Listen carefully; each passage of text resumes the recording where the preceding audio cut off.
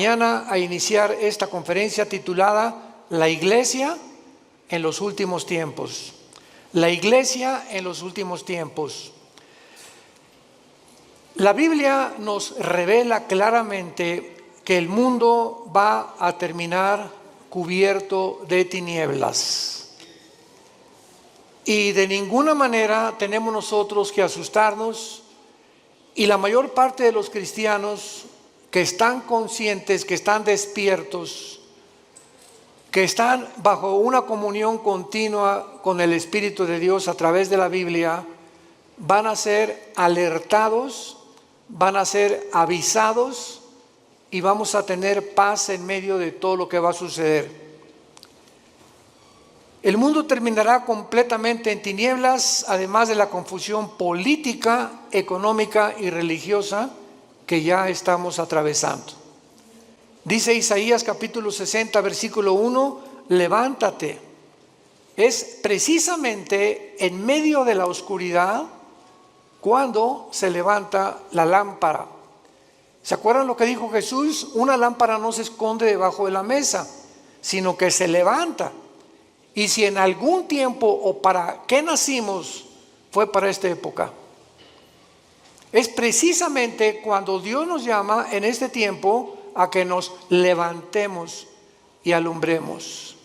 Levántate, resplandece, porque ha venido tu luz y la gloria de Jehová ha nacido sobre ti. He aquí que tinieblas cubrirán la tierra y oscuridad a las naciones, mas sobre ti amanecerá Jehová y sobre ti será vista su gloria. Mientras más oscuro, más fuerte la luz. En una oscuridad tremenda, un cerillo que prendas se ve a grande distancia. Así que tenemos que estar conscientes de eso. Pero lo más trágico es que estas tinieblas también alcanzarán la iglesia. Y vamos a ver de qué forma también los últimos tiempos que estamos viviendo, la oscuridad aumentará dentro de muchas iglesias, y voy a definir y a explicar claramente a qué iglesias se refiere la Biblia. Jesús dijo en Mateo 24:12, por haberse multiplicado la maldad, el amor se enfriará. Y no está hablando de los no cristianos, está hablando a los cristianos. Dios no espera que haya amor fuera de la iglesia, porque el mundo está completamente bajo el maligno. Por haberse multiplicado la maldad, por tantas cosas que están pasando, el amor de muchos cristianos se va a enfriar unos con otros. Habría frialdad, habría distanciamiento, y esto es lo más peligroso que podemos nosotros atravesar. Isaías 24, versículos 5 al 6, describe el mundo en los últimos tiempos. La tierra será enteramente vaciada y contaminada. Se destruyó, cayó la tierra, enfermó, cayó el mundo, enfermaron los altos pueblos de la tierra. Y a continuación del versículo 5 de Mateo 24 nos da 3 razones por las cuales el mundo ha llegado al punto donde nos encontramos, donde la ciencia, escuchen, ya no es ciencia. Cuando la misma ciencia dice que hay más de 3 o 4 géneros, es cuando la ciencia dejó de funcionar. Porque la biología y la genética nos dicen que solamente hay varón y hembra. Si tienes las cromosomas Y, eres varón. Si tienes las cromosomas XX, eres hembra, eres mujer. ¿De dónde pues están fomentando 3, 4, 5, 6, 7 géneros? ¿Dónde está eso? En la biología o en la genética, ya no en la Biblia. ¿Cómo es posible que haya el mundo llegado a aceptar esto? Así de loca está la ciencia, se corrompió la ciencia. Los sistemas políticos han fracasado todos. 1991 el comunismo cae. Después de más de 60, 70 años, que fue un fracaso donde quiera que se practicó esta ideología, y el mundo continúa desenterrando esta ideología en los tiempos que vivimos, porque ya no encuentran los gobernantes qué sistema usar para gobernar el mundo. O sea, la política está completamente loca. ¿Qué acaso la historia nos enseña que debemos aprender de la historia o no aprendemos de la historia? Pues parece que esto es lo que ha sucedido, porque hemos visto un ejemplo en esta ideología que no funcionó. ¿Por qué entonces somos tan tercos de volver a desenterrarla? ¿Por qué la genética descubierta en 1954, el ADN, se comprueba científicamente que es imposible la teoría de la evolución? ¿Por qué seguimos insistiendo en enseñarles a nuestros hijos que venimos de chita? Que somos el producto accidental de los animales. ¿Por qué son tan tercos los maestros universitarios cuando la misma ciencia contradice? Genéticamente es una imposibilidad la teoría de la evolución. Físicamente, la segunda ley de la termodinámica postula que todo tiene que llevar a una descomposición, a un deterioro. ¿Por qué se sigue enseñando entonces? ¿Cuál evolución? La biología enseña que los aminoácidos, que son los ladrillos de la vida, determinan que es imposible que una ardilla se convierta en conejo, ni un rinoceronte en un caballo. Hemos llegado, damas y caballeros, santos de Dios, a la locura total del mundo. El mundo está loco, loco, loco.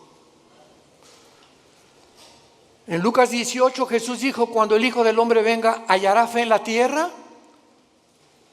Sin embargo, los cristianos, a pesar de todo esto que estamos atravesando, donde ya la gente no sabe qué es blanco y qué es negro, ya no sabe qué es bueno y qué es malo, ya no sabe qué es dulce y qué es amargo.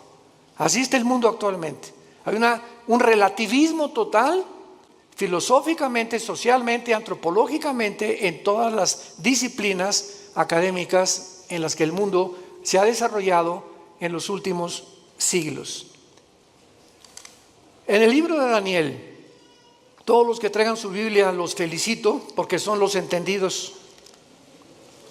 Precisamente ahí se ve, ya las iglesias están llenas de cristianos sin Biblia.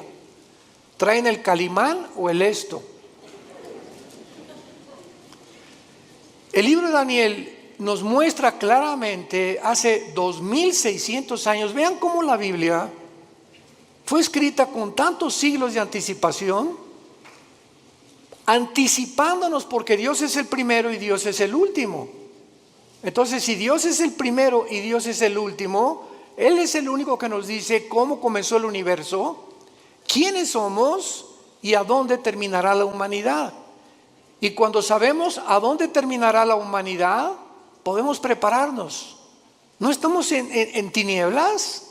La luz la tenemos en la Biblia y tenemos que abrir los ojos más en estos tiempos para cuidar a nuestra familia, para cuidar a nuestros hijos, para cuidar a nuestros nietos, para poder dejarles una herencia, si el Señor no viene antes por nosotros, donde ellos podamos morir en paz y saber: no le dejé ni una casa, no le dejé dinero, no le dejé riquezas a tus hijos, les dejamos una herencia que se llama Jesucristo. Porque podrás morir en paz al saber que tu hijo, si tiene a Jesucristo, Él se va a encargar de él.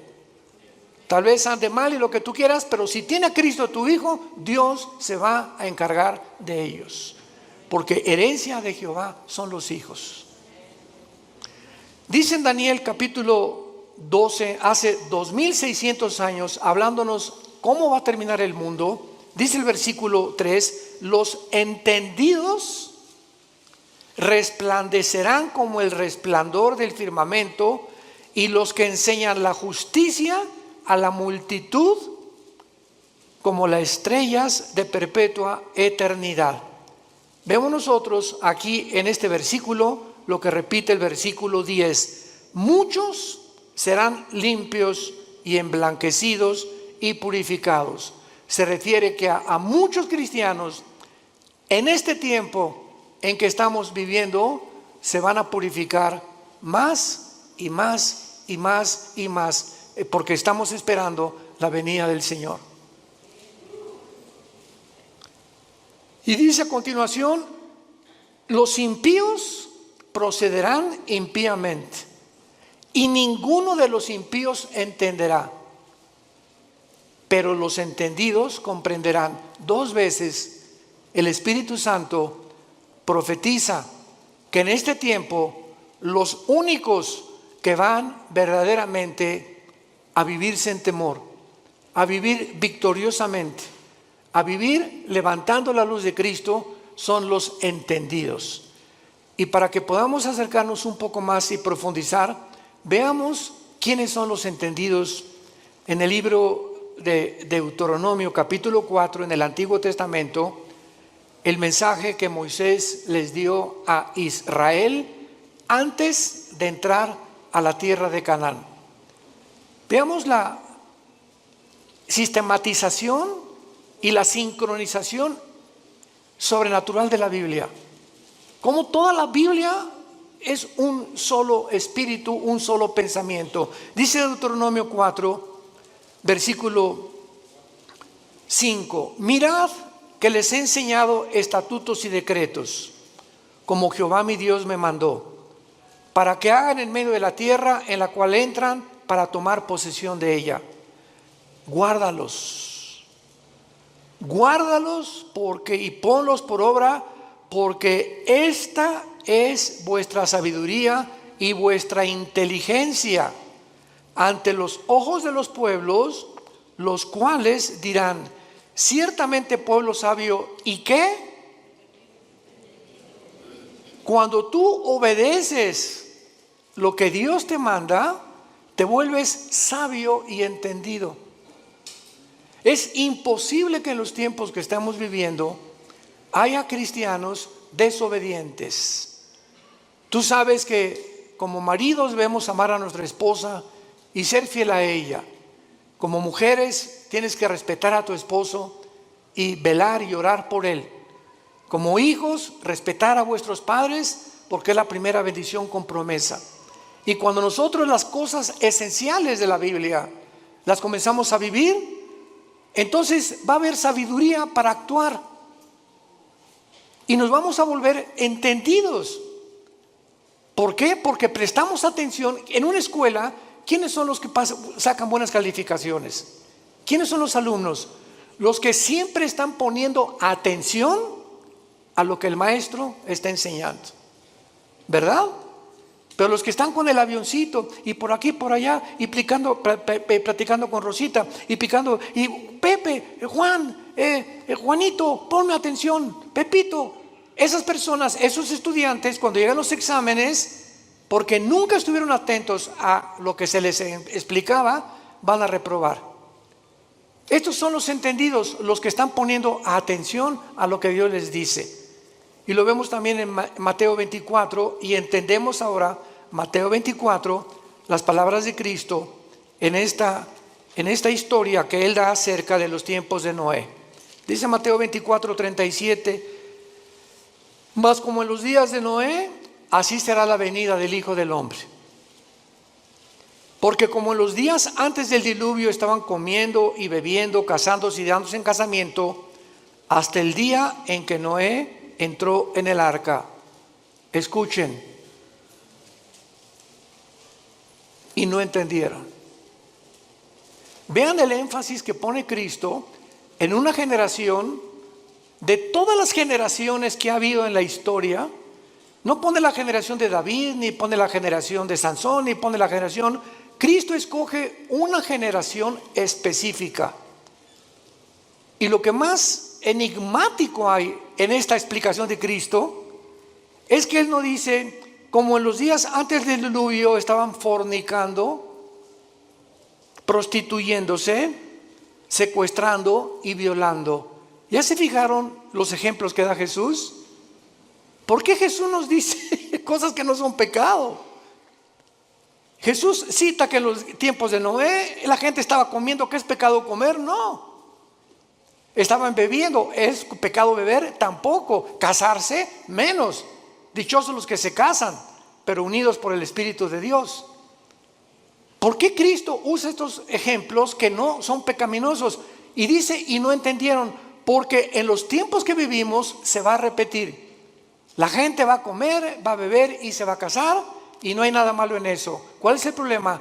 Que no han entendido que no comen, ni beben, ni se casan sabiendo que Dios es en primer lugar en sus vidas. Nunca entendieron que era Dios lo más importante de sus vidas. Así era en los tiempos de Noé. Se olvidaron de Dios. Entonces no hay nada malo que te cases, no hay nada malo que bebas, no hay nada malo que compres, no hay nada malo que tengas un Lamborghini aquí estacionado afuera del edificio, o que tengas una casa de 5 millones de pesos, o que tengas un taller de carpintería y que no hayas progresado. No hay nada de malo en eso. Lo malo es que en medio de todo lo que tú estás viviendo, Dios sea en tu vida la segunda o la tercera parte de tus prioridades. No entendieron. ¿Y cuántos ahorita tienen a Dios en primer lugar?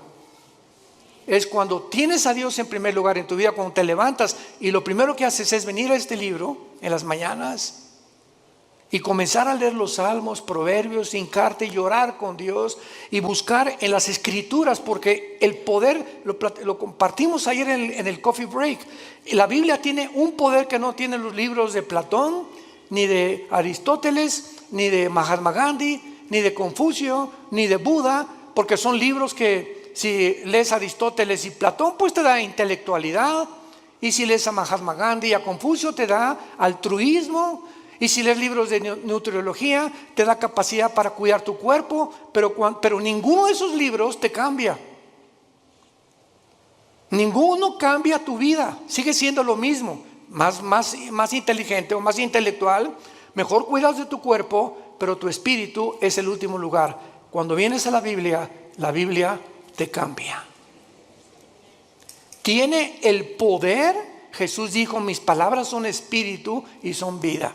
La Biblia tiene el poder de transformar nuestra vida interior. Dice Pablo en 2 Corintios capítulo 3, mirando cara a cara, somos transformados por el Espíritu de Dios. Mirando, somos transformados. Al mirar la Biblia, al tener contacto con la Biblia, al meditarla, al estudiarla, al memorizarla, algo entra a tu vida que sin que te des cuenta, como una planta, la riegas, el agua que le pones en la planta comienza a crecer de una forma invisible hasta que sale el tallo a la superficie.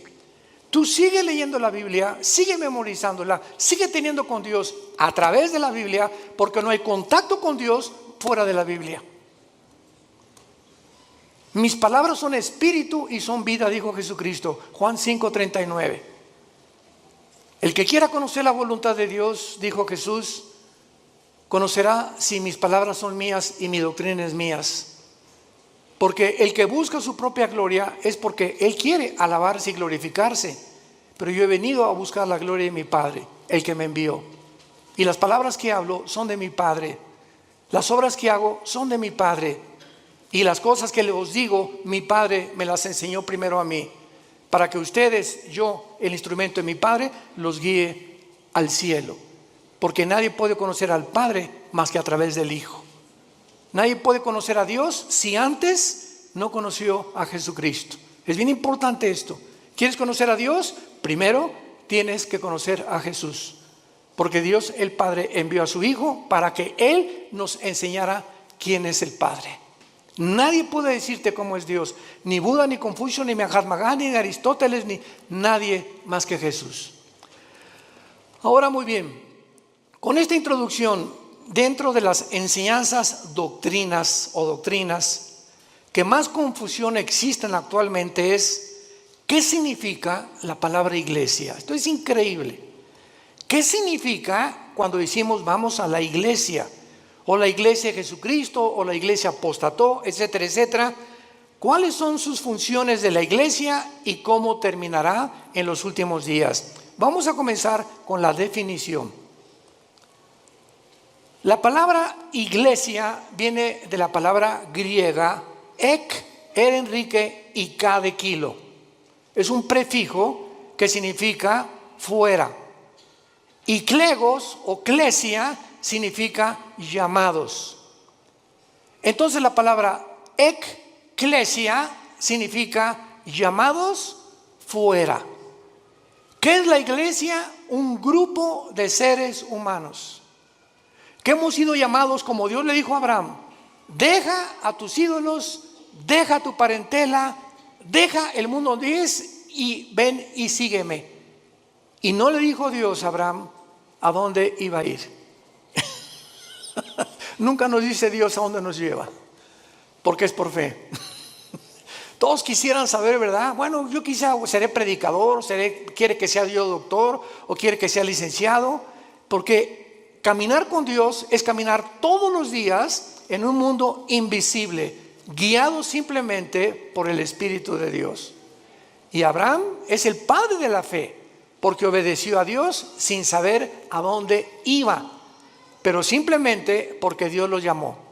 Entonces la iglesia somos personas que Dios nos ha llamado a salir fuera de las diversiones del mundo, de la forma como el mundo se comporta, de la cultura del mundo, de las cosas que el mundo ama, los deseos de la carne, los deseos de los ojos y la vanagloria de la vida, del aplauso, la popularidad, la alabanza del mundo que unos buscamos unos con otros. Y fue la razón por la cual los fariseos no creyeron en Cristo. Dice la Biblia que los fariseos no creyeron en Cristo porque amaban más la gloria del mundo que la gloria de Dios. Entonces Dios nos llama y nos saca, no físicamente, nos saca del mundo, entiéndanlo, espiritualmente. Veamos este ejemplo en Juan 17, de qué forma el apóstol Juan lo define. Juan 17, versículo 14 y 15. Es Jesús en su última oración sacerdotal. Al otro día Jesús iba a morir en una cruz. Y estas se pueden considerar como sus últimas palabras o la última oración que él le hace al Padre. Versículo 14, capítulo 17 de Juan, versículo 14 en adelante. Y dice Jesús, le está hablando a su papá, al Padre: yo les he dado tu palabra. ¿Qué nos dio Jesús? ¿Qué nos dio Jesús? ¿Qué nos dio Jesús? Esto es lo que nos dejó Jesús. Imagínense la importancia que tiene nuestro contacto diario con la palabra. Yo les he dado tu palabra y el mundo los aborreció, porque no son del mundo. ¿Qué definición y qué revelación más extraña? ¿Somos extraterrestres entonces? Así es. Porque físicamente estamos en un mundo que no es de nosotros. Dios le ha placido que nazcamos en un mundo ocupado por el enemigo. Dios le ha placido ponernos en un desierto, porque el mundo es un desierto. No tiene nada que ofrecernos el mundo, como Dios puso a Israel cuando lo sacó del mundo que es Egipto a un desierto. Entonces estamos en un desierto, en un mundo donde hay serpientes y escorpiones, sequedad, vaciedad, sed, hambre, donde no hay nada en ese desierto que nos pueda proveer o nos pueda traer una verdadera satisfacción. Y fue lo que Dios les quiso enseñar a los judíos en el desierto. ¿Por qué los sacó por ahí? Dice Deuteronomio 8, para saber que ustedes sepan que yo soy Dios. Nunca les faltó el agua, nunca les faltó un sastre, nunca les faltó una botella de Bonafón, nunca les faltó los zapatos, no les faltó dentista, no les faltó médicos, no les faltó nada en un desierto donde no hay Kmart, ni tampoco Comer, ni tampoco consultorios, ni tampoco tiendas, ni zapaterías, en un mundo donde Dios quería mostrarles que Él es suficiente para proveernos todo lo que necesitamos. Y por eso ellos no eran del desierto, los judíos, el hogar final era la tierra prometida, pero tenían que atravesar ese desierto. Tenemos que atravesar el mundo que estamos viviendo, porque nuestra meta no es este mundo, es el cielo con Dios. Cuando Dios transforme el mundo, regresaremos al mundo, restaurado por Él. Por eso Jesús dijo que no somos del mundo. Cuando tú eres cristiano, de repente Ya no te llevas con tu compadre porque él habla puras groserías y se emborracha o es drogadicto o se goza que tiene amantes, y porque tu comadre, ¿verdad? Puro chisme te dice todo el vecindario, como las verdulerías y en los mercados, y comienza a encontrar amigos que tienen relaciones sexuales con su novia o con su novio, etcétera, etcétera, y nos comenzamos a sentir como peces fuera del agua, y comienzas a buscar otro tipo de amistades porque ya te duele, ya sientes que no pertenecemos a esas fiestas, no pertenecemos a esas reuniones, no pertenecemos a esa forma que al mundo lo divierte, porque ya no somos del mundo. Si tú no sientes esto en tu corazón, te falta pasión por la verdad. Te ruego por ellos, porque no son del mundo, como tampoco yo soy del mundo. Y no ruego que los quites del mundo, sino que los guardes del mal. Muy fácil, ¿verdad? Que Dios viene por nosotros, pero Él no tiene ese propósito. Él quiere que mientras atravesemos este desierto, que ya vamos al final, ya estamos a punto de entrar a la tierra de Canaán, a la promesa de la tierra prometida que Dios tanto prometió en el Antiguo como en el Nuevo Testamento. Estamos a punto, hermanos, de cruzar el río Jordán. Estamos a punto de cruzar el río Jordán, y recordemos algo, que esa generación no entró a la tierra prometida, se murieron en el desierto. Estamos hablando más de 1,5 millones de seres humanos que nunca quisieron obedecer a Dios, siempre quejándose. ¿Y por qué no tenemos agua como en Egipto? Y en el mundo se divierte más. ¿Y por qué no tenemos las diversiones del mundo? Regrésanos a Egipto, Moisés. Ya Moisés los tenía hasta el gorro, al grado que se desesperó tanto Moisés cuando golpeó la piedra 3 veces, que Dios le dijo: no vas a entrar a Canaán, vela desde lejos y cuando te mueras la vas a ver. ¿Cómo aguantó Moisés a casi 2 millones de cabritos? Porque no eran ovejas. Fue la generación que siguió de ellos los que entendieron y entraron por Josué a la tierra de Canaán. Vemos pues nosotros en 1 de Juan capítulo 4, en el Nuevo Testamento, de qué manera el apóstol Juan continúa hablándonos acerca de qué diferencia hay en los cristianos y el mundo. Dice 1 de Juan 4, 5 y 6. Hijitos, les está hablando a nosotros, a los cristianos. Ustedes son de Dios y los habéis vencido, porque mayor es el que está en vosotros que el que está en el mundo. Ellos, la gente que no es cristiana, ellos son del mundo. Por eso hablan del mundo, y el mundo los oye, sus canciones, sus versículos, sus teatros, sus películas. El mundo está feliz con este tipo de personas. Nosotros somos de Dios. El que conoce a Dios nos oye. El que no es de Dios no nos oye. En esto conocemos el espíritu de verdad y el espíritu de error. Un cristiano, cuando tiene el Espíritu Santo, ya discierne: lo que estoy oyendo, ¿de dónde viene? ¿Del mundo o viene de arriba? Cuando tú pones más atención a canciones, ¿verdad?, artistas mundanos, que a las cosas de Dios, es porque tienes tu corazón en el mundo todavía. No has sabido aislarte, ni has sabido hacer a un lado las cosas del mundo. Dice claramente también en 1 Juan 5:19 que el maligno está al control del mundo entero. Muy bien, entonces, en otras palabras, para concluir, la iglesia cristiana consiste en seres humanos. Tú y yo tenemos un llamado. Qué privilegio que Dios nos haya escogido. Qué privilegio que Dios me haya llamado entre mis amigos que yo tenía antes de convertirme. De muchos familiares míos que no los llamó Dios como me llamó a mí. Qué privilegio tan grande. Qué privilegio tan grande. Que para vivir siempre en humildad, dándole gracias a Dios, llorando por el privilegio que Dios nos llamó. El creador de los cielos y la tierra te dijo: Pepe, ven, quiero darme a conocerte, quiero que sepas quién soy. Quiero que sepas que tienes un plan. Quiero que sepas que nunca te voy a dejar, nunca te voy a abandonar.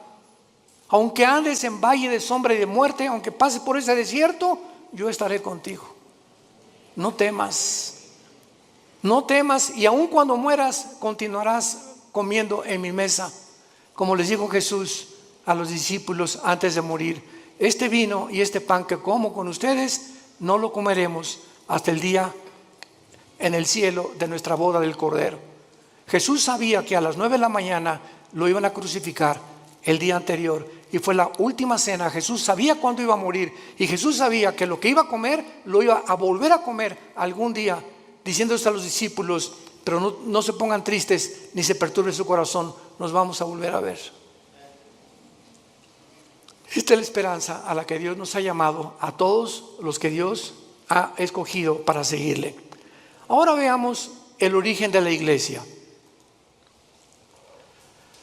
La iglesia no existía en el Antiguo Testamento. Esto es básico en la teología cristiana. Ustedes que ya están en teología. La iglesia no existía en el Antiguo Testamento. Veamos en Efesios capítulo 3 cómo Pablo nos lo revela. Efesios capítulo 3. Versículo del 1 al 6. Por esta causa yo, Pablo, prisionero de Cristo y Jesús por vosotros, los gentiles, si es que habéis oído de la administración de la gracia de Dios que me fue dada para con vosotros, que por revelación me fue declarado el misterio, como antes lo he escrito brevemente, leyendo lo cual pueden entender cuál sea mi conocimiento en el misterio de Cristo. Misterio que en otras generaciones, está hablando del Antiguo Testamento, no se dio a conocer a los hijos de los hombres, como ahora es revelado a sus santos apóstoles y profetas por el Espíritu. ¿Cuál es este misterio, Pablo? Versículo 6, que los gentiles son coherederos y miembros del mismo cuerpo y copartícipes de las promesas de Cristo por medio del Evangelio. En el Antiguo Testamento los judíos se enorgullecieron, le dijeron a Cristo: somos descendientes de Abraham, pero no hijos de Abraham. Descendían genéticamente, pero nunca se habían convertido al Dios verdadero. Entonces, qué maravilloso que ahora los judíos, fue un caos en el libro de los Hechos, que de repente los gentiles, los que no eran judíos étnicamente, comenzaban a convertirse. Y esto causó hasta pleito entre Pedro y entre Pedro y entre Juan y entre Santiago y entre los apóstoles de Cristo, porque decían: es que no podemos ni sentarnos a comer con los gentiles. Este concepto tenían de los gentiles, que no eran los cristianos. Y ahora el misterio, en Hechos 10 se hace una reunión con todos los apóstoles, Santiago y Pedro la presiden y dictan este decreto. Dios ahora va a descender no solamente sobre Israel, sino los mexicanos, los que están en Tlalnepantla, los que están en Querétaro, los italianos, los chinos, los griegos, y ahora este conjunto de todas las nacionalidades del mundo, ya no Israel, de todas las naciones de Israel se va a hacer un cuerpo, para que lo podamos entender. Cristo es la cabeza, y va a haber cristianos que son la mano, otros la nariz, otros la boca, otros el pecho, otros las piernas. Somos como un cuerpo. Pero así como la nariz le dice a la oreja: tú no hueles como yo, la oreja le va a contestar: ni tú oyes como yo, menso. Para que no haya, dice 1 Corintios 12, desaveniencia entre nosotros, y nunca nos enorgullezcamos de que alguien tiene más que otros. Esta es la razón por la cual en la iglesia hay denominaciones: bautistas, presbiterianos, nazarenos, Viano para el Mundo, carismáticos, pentecostales, etcétera, etcétera. Pero ¿qué es lo que nos une? Aunque hay diferencia en ciertas doctrinas no esenciales, lo que nos une es el amor. El amor. Porque cuando alguien dice que yo soy bautista y es pentecostal, y comenzamos a hacer diferencia olvidándonos que cuando Pablo perseguía a la iglesia, se le apareció Cristo y lo tumbó del caballo. ¿Y qué le dijo Jesús a Pablo? ¿Por qué me persigues? Jesús se estaba identificando con los que le seguían. Y si despreciamos a algún hermano nosotros porque es de otra denominación, estamos despreciando a Jesús, porque Él pertenece también a Jesús, nuestro Señor y nuestro Salvador. Tengamos cuidado por eso, de amarnos y soportarnos. Los pentecostales que hablan lenguas y que imponen las lenguas y otra cosa, otros creen que tienen demonios, otros que nada más puro evangelismo, otros le dan importancia pues solamente a las misiones, otros son de la teología y la reforma, que no hay milenio, otros son dispensacionalistas. Dentro de la iglesia hay diferentes doctrinas que han sido cubiertas por cristianos o por denominaciones. Pero lo que nos une no son las doctrinas no esenciales, sino si tú crees que la Biblia es la palabra de Dios, si tú crees que la salvación es por la gracia, sin ninguna obra, si tú crees que es por la sangre de Cristo el perdón de nuestros pecados y que a los 3 días resucitó y vamos a resucitar, no me importa lo que el letrero de la botella, presbiteriano, nazareno, bautista, no me importa lo que la botella diga, me importa lo que la botella tiene dentro. El contenido en tu vida, si tienes a Jesús, eres mi hermano y te debo de amar. Y si no estoy de acuerdo contigo, no lo vamos a estar todavía, nos vamos a poner de acuerdo tal vez ahí arriba. Pero mientras estamos aquí vamos a soportarnos y vamos a perdonarnos. Porque el amor cubrirá todas las faltas. Y la ley se cumple con el amor a los demás. Entonces, este es el origen de la iglesia. La iglesia es una nueva entidad que no existía en el Antiguo Testamento. Es el cuerpo de Cristo. Veamos cómo se formó este cuerpo en Pentecostés, pero lo explica Pablo en 1 Corintios capítulo 12, versículo 13. 1 Corintios 12, 13. ¿Cómo se forma esta nueva entidad que no existía en el Antiguo Testamento? Dice así: porque por un solo espíritu fuimos, ¿cuántos? Todos bautizados en un cuerpo. ¿Cuál es el cuerpo? El cuerpo de Jesucristo. Sean judíos o griegos, esclavos o libres, a todos se nos dio a beber de un mismo espíritu. Esto se llama el bautismo del Espíritu Santo. En el momento en el que tú recibes a Cristo, el momento que ayer tuvimos 40 y tantas decisiones ayer, fue una bendición el coffee break, démosle gracias a Dios y oremos por estas 42 decisiones que ayer pidieron a Cristo entrar a sus vidas. En ese momento, ayer los que pidieron a Cristo, en ese momento, sin que ellos sepan, nacieron de nuevo. Algo extraño, espiritual, en el mundo invisible sucedió dentro de sus vidas, que fue sembrada una semilla que venía de aquí. Si no viene de aquí, tú no puedes nacer de nuevo. Dice 1 Pedro 1:23, siendo renacidos por la semilla incorruptible que es la palabra de Dios, y la fe es por el oír y el oír por la palabra de Dios. Entonces una semilla es sembrada y esa semilla tiene que ser regada, tiene que crecer. Si realmente está la semilla dentro de ti, tiene que crecer. Y el que puso esa semilla fue la Biblia y el Espíritu Santo. Él es el agente del Espíritu Santo el que pone esa semilla. Y cuando dice la Biblia que somos nacidos de nuevo, también somos regenerados.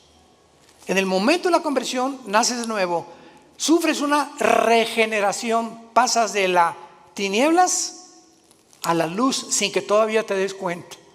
Pasas de la muerte, donde tú te encontrabas separado de Dios, ahora a volver a vivir espiritualmente. Estabas muerto espiritualmente, ahora vas a vivir espiritualmente. Y además ahora vas a formar parte del cuerpo de Cristo mediante el bautismo del Espíritu Santo. La palabra bapto en el griego, bautismo, significa identificación, unión o amalgamiento.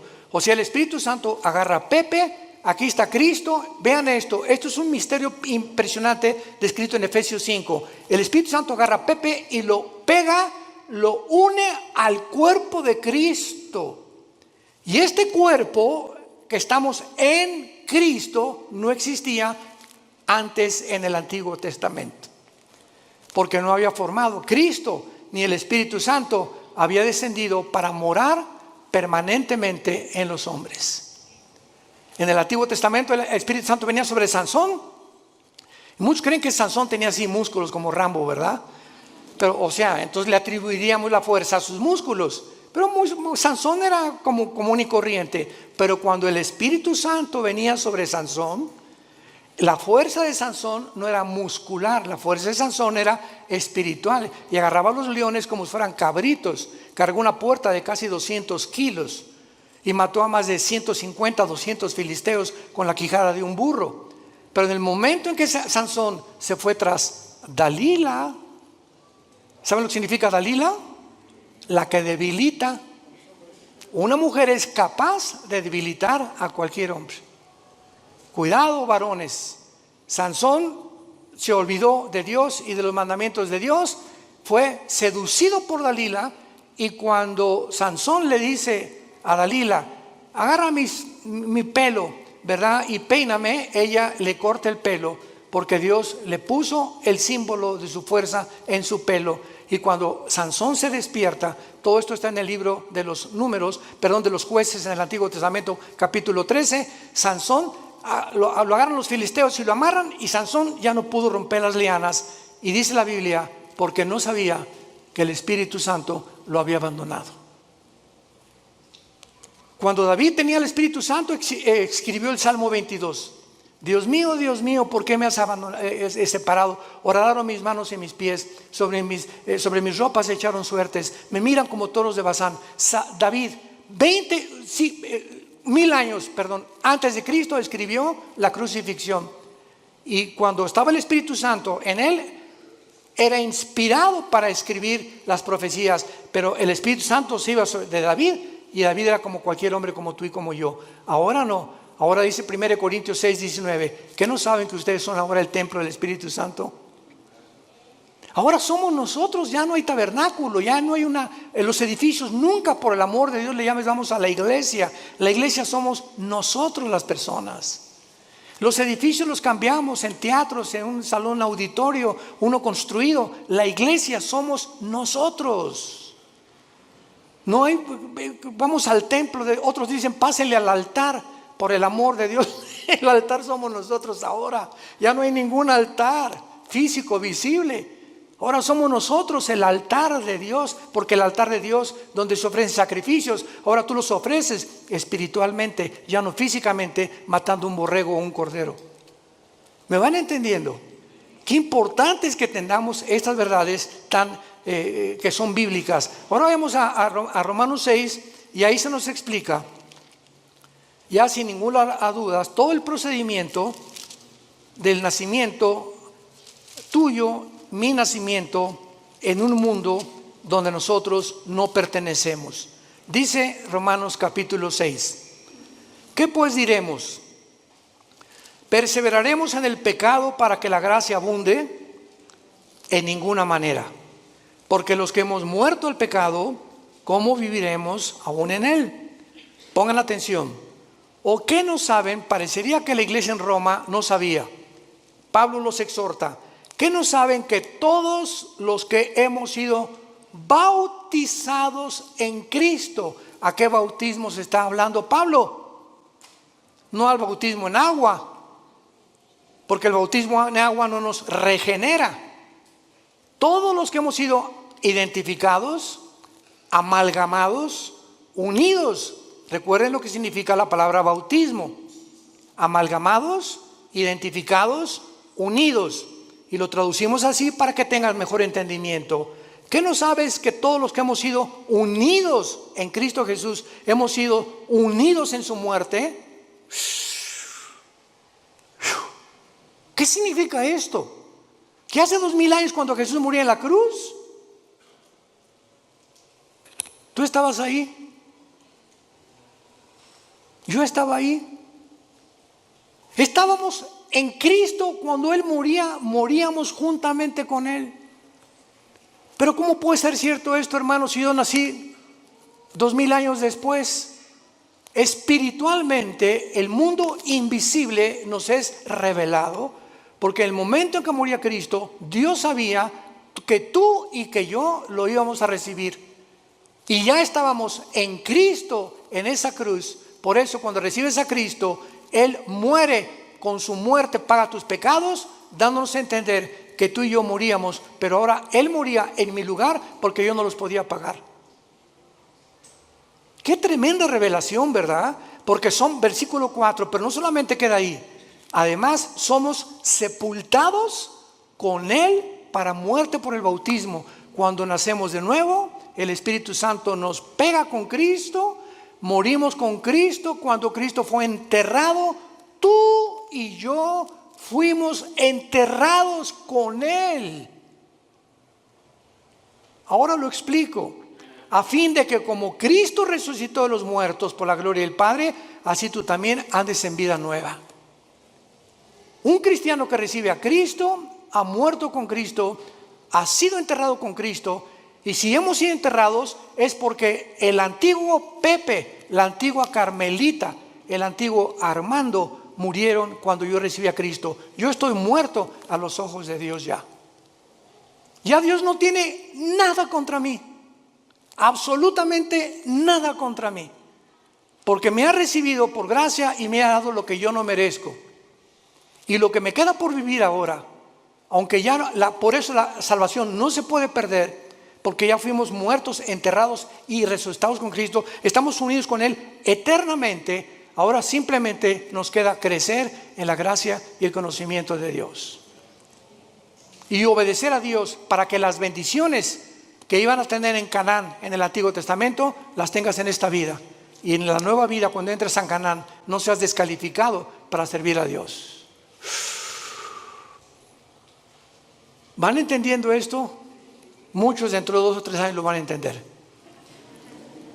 No importa, pero los que son inmaduros todavía en Cristo y los que son niños en Cristo, esto les sirve para ir dándose cuenta la profundidad de lo que es la vida cristiana. Y dice el versículo 5, porque si fuimos plantados juntamente con Él, está en tiempo pasado este verbo, fuimos plantados con Él en la semejanza de su muerte, lo seremos en la de su resurrección. Si ya realmente hemos muerto con Cristo, sepultados con Cristo y resucitados con Cristo, nuestra garantía es volver a vivir.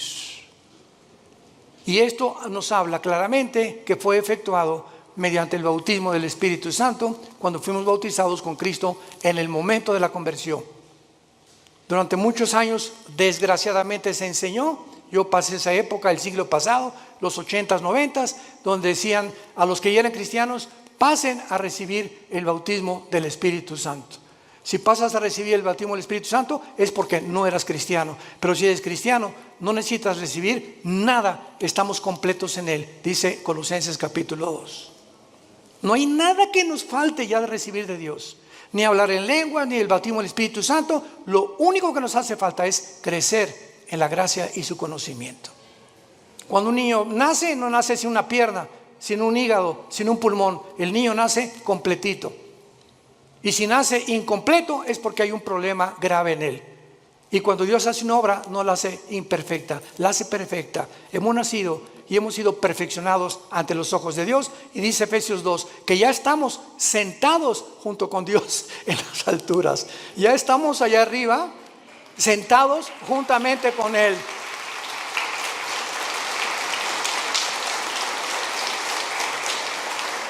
Te damos gracias, Señor, en esta mañana por tu palabra. Porque por un solo Espíritu todos hemos sido bautizados, identificados, amalgamados, unidos al cuerpo de tu Hijo Jesucristo. Te damos las gracias porque Él ahora es nuestra cabeza y nosotros miembros unos de otros en particular, para que no haya desaveniencia entre nosotros y podamos amarnos y soportarnos como nosotros lo debemos hacer por amor a tu muerte en la cruz. Te damos gracias, Señor, porque estamos en un mundo infectado, enfermo, que se están autodestruyendo los seres humanos a nuestro alrededor. Y ahora nuestro deber es alumbrarlos, sacarlos de la podredumbre donde se encuentran, del pecado donde han vivido, mostrándoles que tu gracia es más que suficiente para transformar la vida de cualquier persona que quiera obedecer a la fe, obedecer el Evangelio. Oramos al Dios y Padre de Jesucristo nuestro Señor, que nos ha hecho renacer para una esperanza viva por medio de la resurrección de Jesucristo entre los muertos. Que todos ustedes permanezcan fieles hasta el fin en la esperanza a la que todos hemos sido llamados. Que Dios les dé un espíritu de revelación, alumbrando los ojos de vuestro entendimiento, para que comprendan esta esperanza maravillosa que se llama Jesucristo. Él es nuestra esperanza bienaventurada. Y que conozcamos la supereminente grandeza del poder que lo levantó de los muertos, porque es el mismo poder que está actuando dentro de tu vida y de mi vida. Descubre este poder, hermano y hermana en Jesucristo. Descubre el poder inmenso que Dios nos ha dejado. Y mientras vivas creyendo y obedeciendo, Dios te levantará más pronto del lugar donde tú te encuentras, para que te conviertas en una antorcha en tu lugar de trabajo, en tu escuela o en tu universidad, y podamos guiar a la gente que queda y que va a recibir pronto al anticristo, arrebatarlos del fuego eterno por la gloria de Dios. Si alguna persona en esta mañana quiere recibir a Cristo por primera vez, ser unido con Él en su muerte, en su entierro y en su resurrección, dile estas palabras con todo tu corazón. Señor mío y Dios mío, perdona mis pecados. Creo que en la cruz pagaste por ellos y que a los 3 días resucitaste de los muertos. Y como creo que vives, Señor Jesús, ahora te pido en este instante a que entres a mi vida. Te recibo como mi Señor. Gracias por darme la vida eterna y haberme hecho renacer mediante la predicación de tu santa palabra. En el nombre de Jesús, amén.